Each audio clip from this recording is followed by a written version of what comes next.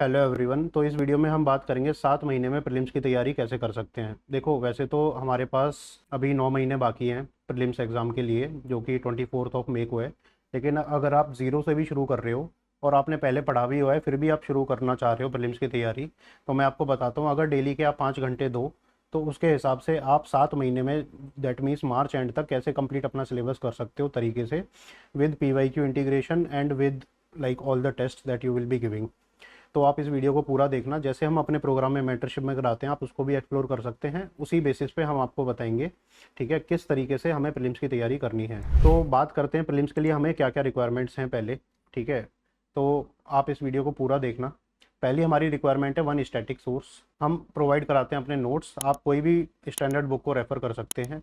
ये हमारी chapter two chapter complete होनी चाहिए। आपको ये प्रॉपर डिवीज़न ऑफ चैप्टर्स का पता होना चाहिए, सिलेबस का पता होना चाहिए, और उसमें माइक्रो थीम्स के हिसाब से आप इसको सॉर्ट आउट कर सकते हो। जैसे कि ज्योग्राफी के लिए हमने अपनी थीम्स बना रखी हैं, एक बड़ा यूनिट है, उसमें डिफरेंट चैप्टर्स हैं, उसमें आपको क्या क्या पढ़ना है, कौन कौन से टॉपिक पढ़ने हैं, वो मेंशन कर रखे हैं। और आप जब इसको कंप्लीट कर लेते हो तो स्टेटस पे टिक मार्क करते हो। आप इसने इस चैप्टर के PYQ लगा लिए हैं तो आप PYQ को टिक मार्क करते हो। हम PYQ भी चैप्टर स्पेसिफिक देते हैं, ठीक है। तो पहला तो ये स्टैटिक सोर्स हो गया। दूसरा इसमें क्या हो गया हमारा तैयारी में, 30 years of PYQ। But PYQ needs to be based on topics, basically themes, ठीक है। तो वो हम प्रोवाइड कराते हैं in the form of tests, कि आपने स्टैटिक सोर्स पढ़ लिया, अब आप सारे PYQ उस पर्टिकुलर चैप्टर के आप लगाओ in the form of test. हम PDF भी प्रोवाइड कराते हैं, ठीक है। तो आप कहीं से अगर अवेलेबल हो जाए तो PDFs भी या फिर बुक्स आप देख सकते हो, but we provide a detailed solution, है ना, जो कि आपको नॉर्मली बुक्स में नहीं मिलता है। तीसरी चीज़ हम इसमें कराते हैं, और आप खुद से भी करनी है आपको, जो है टेस्ट्स। अब टेस्ट की क्यों रिक्वायरमेंट है? Basically static test.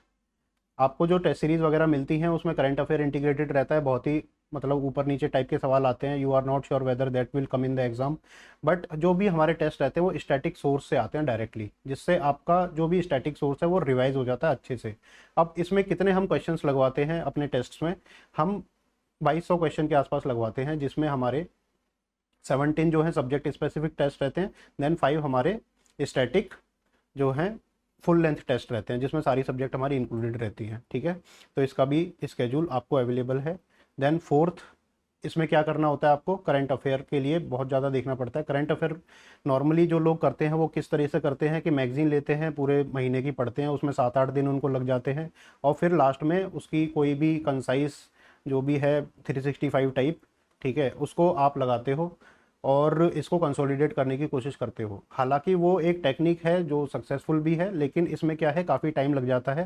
लास्ट के 3 मंथ्स में अगर आप ट्राई करो कि 365 आप सारी कर रहे हो, तो it might take your 1 month complete. And आपको पता है करंट अफेयर का उतना रेलेवेंस नहीं रहता है लास्ट के टाइम पे। क्यों नहीं रहता है? क्योंकि आप स्टैटिक पे उतना टाइम नहीं दे पाते हो, और आपका पेपर तो स्टैटिक से ही क्लियर होगा, इसीलिए आपका प्रीलिम्स बार बार क्लियर नहीं हो रहा है तैयारी करने के बावजूद। तो इसका क्या ऑल्टरनेटिव हम सजेस्ट करते हैं और हम अपने उसमें कराते हैं कि डेली की 6 UPSC रेलेवेंट न्यूज़ आपको पढ़नी है और पढ़ के भूल जाना है। इससे क्या होगा, आप पूरे साल अगर इस तरह की न्यूज़ पढ़ते हो तो अवेयरनेस बनी रहती है। अवेयरनेस मीन्स अगर कोई क्वेश्चन आ गया तो आपको ये पता रहता है कि हाँ मैंने पढ़ा था, ठीक है, लेकिन आप रिकॉल नहीं कर पाते। रिकॉल करने के लिए हम क्या करते हैं, डेली के 10 क्विज करंट अफेयर के हम रिलीज करते हैं, जो कि करंट अफेयर न्यूज़ पे ही डिपेंडेंट होते हैं, ठीक है। तो इन 10 क्विज को आपको डेली बेसिस का करना है, जिसमें आपका टोटल 1 आवर जाता है। हाफ एन आवर आप देंगे 6 न्यूज़ पढ़ने को, और हाफ एन आवर आप देंगे 10 क्विज करने को, ठीक है, और उनके सॉल्यूशंस वगैरह पढ़ने को, ठीक है। तो ये मेरी वेबसाइट पे फ्रीली अवेलेबल है, एप्लीकेशन में भी आपको ये प्रोवाइड कराए जाते हैं। तो आप डेली का 1 घंटा अगर देंगे तो आप करंट अफेयर में मार्च एंड तक अच्छे से एफिशिएंटली आप कर पाएंगे। इसमें 1 घंटे से ज़्यादा करंट अफेयर में नहीं लगता है। इन 3 चीज़ों में आपको लगेगा 4 घंटा, 4 आवर्स के आसपास, अगर आप डेली बेसिस का करते हो तो ऑन एन एवरेज। तो ये सारी चीज़ें आपकी 4 आवर्स में कवर हो जाती हैं, ठीक है। इसके अलावा आपको क्या करना है? इसके अलावा हमारा रहता है करंट अफेयर के टेस्ट्स, वो हम देते हैं मार्च के बाद, ठीक है। इसमें हम 15 टेस्ट देते हैं जो कि इंस्पायर्ड होते हैं हमारे क्विज से, प्लस इसमें जो भी करंट अफेयर जो हमसे छूट गया है और मार्केट स्टडी करके हम देखते हैं कि कौन सा UPSC का मोस्ट रेलेवेंट करंट अफेयर हो सकता है, वो हम इन 15 टेस्ट में प्रोवाइड कराते हैं। That means 1500 questions on current affairs, ठीक है। अब इस क्वेश्चंस में सिर्फ करंट अफेयर रहेगा, नहीं, ये स्टैटिक लिंक्ड रहते हैं। हमारे जितने भी करंट अफेयर आते हैं वो स्टैटिक लिंक्ड रहते हैं, जो भी लास्ट में हम क्वेश्चन देते हैं। इसमें क्या होगा कि आपका सिलेबस जो आपने स्टैटिक पढ़ा है वो भी एक बार करंट अफेयर के फॉर्म में रिवाइज हो जाता है। तो अगर आप इस स्ट्रैटेजी को अपनाते हो तो आपका सिलेबस कई बार कंप्लीट हो रहा है। ठीक है, रिवीजन हम मार्च के पहले ही 30 मार्च के पहले ही आपका सारा सिलेबस 3 to 4 टाइम्स हो रहा है। पहला तो आप स्टैटिक सोर्स से पढ़ रहे हो, दूसरा आप पीवाईक्यू लगा रहे हो तो सेकेंड टाइम रिवीजन हो रहा है, थर्ड टाइम आप स्टैटिक हमारे जो टेस्ट लगाते हो उनसे कवर हो रहा है, एंड फोर्थ टाइम आपका जो ये static quiz current affair quiz आप लगाते हो उससे कंप्लीट हो रहा है। ठीक है, तो ये एक्सरसाइज आप पूरे साल करेंगे तो आपका 7 मंथ्स में सिलेबस हमारा कंप्लीट हो जाएगा। ठीक है, अब बात ये आती है कि 2 महीने में हम रिवाइज कैसे करेंगे, 2 मंथ्स एट द एंड में हम रिवीजन कैसे करेंगे। रिवीजन के लिए बहुत ही सिंपल टेक्निक जो मैं बताता हूँ अपने स्टूडेंट्स को, जितने भी आप पीवाईक्यू कर रहे हो उसमें जितने भी आपको क्वेश्चंस नहीं आ रहे हैं, ठीक है, या फिर कोई टॉपिक नहीं आ रहा है, उसको आप एक कॉपी बना के उसमें लिखते जाओ। ठीक है, मान लो 3000 आपके पीवाईक्यू हो गए लास्ट के 30 ईयर्स के। इन 3000 पीवाईक्यू में लेट से आपको 1500 क्वेश्चंस में प्रॉब्लम आएगी, आपको लगता है कि भाई इसमें मैं भूल सकता हूँ, उनको आप नोट की फॉर्म में लिख लो। अगर एक पेज में आप 10 नोट भी लिख रहे हो तो आपके टोटल कितने पेज भरेंगे, नियरली 150 पेज। चलो 5 भी भर रहे हो तो 300 पेजेस में आपके सारे पीवाईक्यू कंसोलिडेटेड हो जाएंगे। Similarly you have to do with test series of static. ठीक है, test series of static. Current affair में जो क्विज है उसके लिए आप ये नोट्स नहीं बनाओगे अभी, क्योंकि आप भूलने ही वाले हो इनको, क्योंकि ये करंट अफेयर बेस्ड है। क्योंकि आपने इसमें स्टैटिक में सिलेबस भी पढ़ा है, अपने नोट्स भी पढ़े हैं या बुक भी पढ़ी है, तो आपको ये रिकॉल रहते हैं। इन टेस्ट सीरीज में भी आप बनाओगे तो इसी तरह का आपका 200 पेज के आसपास कॉपी बनेगी, तो 500 पेज का आपका मटेरियल खुद बनेगा जो आप खुद से बनाओगे और उसी को आप बार बार रिवाइज करोगे। इस तरह के एरर नोट्स हम लास्ट के 2 महीने में प्रोवाइड भी कराते हैं, अगर कोई स्टूडेंट नहीं कर पाया है इस तरह का तो। ठीक है, आप उन करंट अफेयर नोट्स को आप पढ़ोगे जो एरर नोट्स हैं, कि जिसमें रेलेवेंट टॉपिक्स जो यूपीएससी में रिपीट होते हैं बार बार और जो आ सकते हैं वो हम प्रोवाइड कराते हैं in the form of one liners. तो आप उन वन लाइनर्स को पढ़ोगे तो आपका सारा सिलेबस वैसे भी उससे रिवाइज हो जाता है। तो ये हम लास्ट के 2 मंथ्स में करेंगे। फिर बात आती है कि सर ये कर लिया तो हमें स्टैटिक रिवाइज नहीं करना। हाँ, स्टैटिक क्यों नहीं रिवाइज करना, जो भी आपका स्टैटिक सोर्स है उसे रिवाइज करोगे। उसके लिए हम रिवीजन क्लासेस लेते हैं जिसमें हम 12 आवर्स पर लगभग पर सब्जेक्ट, थोड़ा बहुत आगे पीछे हो जाता है 3-4 घंटे का। ठीक है, तो हम पूरा सब्जेक्ट कवर कराते हैं कि भाई इस चैप्टर में आपको ये पढ़ना था, इस चैप्टर में ये जो टॉपिक्स हैं इन टॉपिक्स में ये रेलेवेंट है, तो उससे एक प्रॉपर रिवीजन होता है हमारा। ठीक है, स्टैटिक का लोग बोलते हैं कि लक्ष्मीकांत हम 2 दिन में रिवाइज कर लेते हैं, 3 दिन में रिवाइज कर लेते हैं। सिमिलर काइंड ऑफ थिंग कि कैसे रिवाइज करते हैं वो हम आपके सामने बिठा के आपको रिवाइज कराते हैं। ठीक है, तो ये चीज़ हम प्रोवाइड कराते हैं अपने प्रीलिम्स मेंटरशिप प्रोग्राम में, और ये आप खुद से भी कर सकते हो, जो कि टॉपर्स भी सजेस्ट करते हैं। ठीक है, तो इसमें फ़ायदे क्या हैं? फ़ायदे ये हैं कि भाई जितने भी हमारे टॉपिक्स हैं उन टॉपिक्स की माइक्रो थीम्स हैं, तो कोई टॉपिक आपका छूटेगा नहीं जो आपको नहीं आता है। ठीक है, तो सारे टॉपिक्स आपके मोर और लेस कवर हो जाते हैं, और हम गाइडेंस भी देते हैं उनको कैसे कवर करना है नोट्स में से। ठीक है, और हमारा फिर स्केड्यूल क्या रहना चाहिए भाई 7 महीने का? तो देखो, जो सब्जेक्ट आपको ज़्यादा आती है उसमें आपको थोड़ा कम टाइम देना है। ठीक है, और अगर आप बिल्कुल शुरू से तैयारी कर रहे हो तो ये स्केड्यूल बिल्कुल एज इट इज़ फॉलो कर सकते हो। और जो आपको सब्जेक्ट कम आती है उसमें आपको थोड़ा ज़्यादा टाइम देना है। हमने उतना टाइम दिया है जिस सब्जेक्ट में एक नए स्टूडेंट को टाइम लगना चाहिए या लगता है यूजुअली। ठीक है, जैसे ज्योग्राफी में हमने 4 हफ्ते दिए हैं। ठीक है, तो 4 हफ्ते लगते ही है एक स्टूडेंट को, नए स्टूडेंट को पूरा ज्योग्राफी कवर करने के लिए। अब लोग बोलेंगे कि भाई ज्योग्राफी में तो 2 महीना लग जाता है।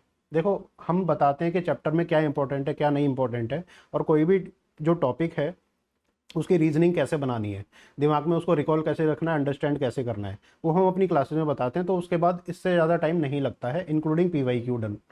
ठीक है, तो जो मेजर सब्जेक्ट हैं जैसे ज्योग्राफी हो गया, हमारा इकोनॉमी हो गया, पॉलिटी हो गया, उसे हम 4-4 हफ्ते में कराते हैं। जो कि हमारे थोड़े से करंट अफेयर ज़्यादा ओरिएंटेड सब्जेक्ट्स हैं, उसमें कोर वाला पार्ट कम है, जैसे एनवायरनमेंट हो गया, साइंस एंड टेक हो गया। ठीक है, उसे हम जो है 3-3 हफ्ते में कराते हैं। ठीक है, और जो हमारा हिस्ट्री का पोर्शन है उसे हम पूरा 2 महीना लेते हैं। हिस्ट्री के पोर्शन में 2 महीना क्यों जाता है? क्योंकि भाई बहुत बड़ा सिलेबस है, कंटेंट बहुत ज़्यादा है। ठीक है, ऑल दो 20 मार्क्स का ही आता है प्रीलिम्स, मतलब 20 क्वेश्चन ही आते हैं प्रीलिम्स में, लेकिन वो काफ़ी ज़्यादा डिसअरेंज्ड होते हैं। कभी एंशियंट हिस्ट्री से ज़्यादा पूछ लिया, कभी आर्ट एंड कल्चर से ज़्यादा पूछ लिया, तो इसको पूरा होलिस्टिकली कवर करने में हमें लगभग 2 महीने के आसपास लग जाता है। बाकी हम सब्जेक्ट में 4-4 हफ्ते में कराते हैं, इंक्लूडिंग पीवाईक्यूज। ठीक है, तो ये हमारा प्लान है जो कि हमारा 15 मार्च तक है। अगर 15 डेज़ का मार्जिन भी लिया जाए तो 30 मार्च तक आपको कंप्लीट करना है विद एवरीथिंग, जो भी हमने बोला था। उसके बाद आपका रिवीजन एंड प्रैक्टिस जो हम कराते हैं वो तो है ही है, ठीक है। इस तरीके से आप कर सकते हैं। अगर किसी को डाउट है कि हम क्या क्या प्रोवाइड कराते हैं तो ये हमारा ब्रोशर है, इसमें आप देख सकते हो कि 600 आवर्स ऑफ सेशन रहते हैं मेंटरशिप, जिसमें सारी सब्जेक्ट्स को किस तरीके से कवर करना है फॉर प्रीलिम्स पर्सपेक्टिव हम आपको बताते हैं। उसके बाद चैप्टर वाइज कवरेज हम देते हैं, पीवाईक्यू इंटीग्रेशन हम देते हैं, और पीवाईक्यू के जो टेस्ट्स हैं टॉपिक वाइज वो भी हम आपको प्रोवाइड कराते हैं, ठीक है। थीमेटिक रिवीजन मॉड्यूल्स जो हमारे लास्ट के 2 मंथ्स में रहेंगे, ठीक है, जिसमें हम 12 आवर पर सब्जेक्ट वो भी इसमें इंक्लूडेड है, ठीक है। नोट्स हमारे काफ़ी कॉम्प्रिहेंसिव है। मोस्टली लोग जो हैं बुक्स पे ही रेफर करते हैं, लेकिन जैसे कंसेप्ट हो गया हमारा इकोनॉमी का, अब इकोनॉमी में जो टीचर्स हैं, जो फेमस टीचर्स हैं, उनके नोट्स कितने लेंदी रहते हैं और सारी चीज़ें कवर करने की कोशिश करते हैं। करंट अफेयर इंटेंस होते हैं, इतना रेलेवेंट नहीं भी लगता है कई लोगों को, ठीक है, और काफ़ी टाइम ले जाता है। तो इसके लिए हम काफ़ी crisp and concise most relevant notes लेके आते हैं। जैसे मेरे इकोनॉमी के नोट्स काफ़ी इसमें हैंडी हो जाते हैं सारी चीज़ों को कवर करने के लिए। जैसे इस तरीके से लो, ठीक है, ये चैप्टर 2 है हमारा माइक्रो इकोनॉमी का, ये चैप्टर 1 है हमारा माइक्रो इकोनॉमी का। तो इसमें आप ये देखोगे तो 13 पेजेस ही हैं बस, ठीक है। ये पूरा टॉपिक आपका माइक्रो इकोनॉमी का 13 पेजेस में कवर हो जाता है। जितने भी कंसेप्ट हैं आपके वो सारे इसमें इंक्लूडेड हो जाते हैं, be it elasticity, be it supply chain demand, ठीक है, डिमांड सप्लाई गैप्स, ये सब, ठीक है। फिर अब जैसे इन्फ्लेशन हो गया, इन्फ्लेशन लोग क्या है इंटीग्रेटेड करते हैं। मैंने इन्फ्लेशन के लिए अलग से एक पीडीएफ बनाई हुई है 22 पेज की। इसमें इन्फ्लेशन के जितना भी कंसेप्ट है, चाहे मेंस के लिए हो चाहे प्री के लिए हो, हालांकि प्री की तैयारी तो पूरी ही होती है, उसी में से मेंस की तैयारी निकलती है, ठीक है। तो ये सारे नोट्स हमने तरीके से बना रखे हैं कि इन्फ्लेशन कितने तरह की होती है, टाइप्स ऑफ इन्फ्लेशन कौन कौन सा है, इन्फ्लेशन के लिए टर्म्स क्या क्या यूज़ करी जाती हैं, उनका क्या मतलब है, ठीक है। इन्फ्लेशन टैक्स, इन्फ्लेशन स्पायरल क्या होता है, स्क्यूफ्लेशन, स्टैगफ्लेशन, मतलब इसमें कोई भी चीज़ आपकी बचती नहीं है कि अगर क्वेश्चन आ गया, ठीक है, इन्फ्लेशन का, तो आप इस नोट से कंप्लीटली उसको कर सकते हो। और इन्फ्लेशन का क्वेश्चन आपको पता है हर साल एक ना एक क्वेश्चन आता ही है, ठीक है। तो इस तरह से हमने अपने नोट्स बनाए हैं properly designed and properly structured manner में, ठीक है। आप इनको भी प्रॉपरली रेफर कर सकते हो जो भी सब्जेक्ट्स के लिए आप वो नहीं कर रहे हो, मतलब मार्केट के रिसोर्सेज फॉलो नहीं कर रहे हो, specifically standard books. Standard books के अलावा मैं नोट्स प्रेफर नहीं करता हूँ अपनों के अलावा। तो नोट्स हम इस तरीके से प्रोवाइड कराते हैं, आपने देखा है। उसके बाद 30 ईयर्स की जो बुकलेट्स हैं वो प्रोवाइड कराते हैं। करंट अफेयर्स तो जैसे मैंने आपको बताया था वैसे ही प्रोवाइड कराते हैं। उसके बाद हम मोस्ट रेलेवेंट प्री के शॉर्ट नोट्स प्रोवाइड कराते हैं जो कि एरर नोट्स की फॉर्मेट में होता है, ठीक है। इसमें जो आप खुद के 500 पेजेस बना रहे हो वो तो है ही है, ठीक है। उसके बाद भी आप इनको एक जस्ट लुक फॉर रिविजन कर सकते हो। हाई क्वालिटी टेस्ट का मैंने बोला था, स्टैटिक टेस्ट 22 हमारे रहते हैं और करंट अफेयर टेस्ट हमारे 15 करंट अफेयर टेस्ट रहते हैं, ठीक है। मेंटरशिप सपोर्ट हमारा बहुत इंपॉर्टेंट है। मेंटरशिप सपोर्ट में क्या है, वीकली फैकल्टी मीटअप, जिसमें सैटरडे को मैं 4 से 5 घंटे बैठता हूँ और आपसे डिस्कस करता हूँ चीज़ों को लेके। आप अपने डाउट्स पूछ सकते हो, आप अपना टाइम टेबल जो भी आपको स्ट्रैटेजिक रिक्वायरमेंट है वो आप पूछ सकते हो, सब्जेक्ट स्पेसिफिक डाउट भी पूछ सकते हो। इसके साथ ही हम 1-to-1 मेंटरशिप प्रोवाइड कराते हैं जिसमें आपको एक मेंटर अवेलेबल कराया जाता है, जो आप अकाउंटेबिलिटी शीट्स जो हमने आपको दिखाई थी इस तरह की, ठीक है, वो आपसे रिकॉल करते हैं कि भाई अकाउंटेबिलिटी शीट्स जो हैं हमें दो, आपने कितना किया कितना नहीं किया। तो आपकी पूरी परफॉर्मेंस ट्रैकिंग हम करते हैं और टाइमली मैनर में आपका कोर्स करेक्शन करते हैं अगर आप जो है लैग बिहाइंड कर रहे हो या फिर आपकी स्ट्रैटेजी में कोई ना कोई दिक्कत है। क्योंकि कई बार क्या होता है, हमने सिलेबस पढ़ लिया, सब्जेक्ट पढ़ ली, लेकिन हमारे मार्क्स नहीं आ रहे हैं स्टैटिक में। तो इसका मतलब क्या है, कंसेप्चुअल अंडरस्टैंडिंग की आपको रिक्वायरमेंट है, ठीक है। तो वो किस तरीके से अचीव करनी है वो हम इन मिडवे आपको बताएंगे 1-to-1 कॉल में, ठीक है। मेंटर्स हमारे 3 आवर्स पर डे अवेलेबल रहते हैं, आप उस टाइम पे कभी भी उन्हें कॉल कर सकते हैं, ठीक है। इसके साथ ही वीकली मेंटरशिप जो मैं ग्रुप सेशन में देता हूँ वो तो है ही है, ठीक है। जो भी हमारे नोट्स हैं वो हार्ड कॉपी में अभी अवेलेबल नहीं है, books are in formatting and printing, so that will come by January. By that time you can use the PDF resources and you can print them out, ठीक है।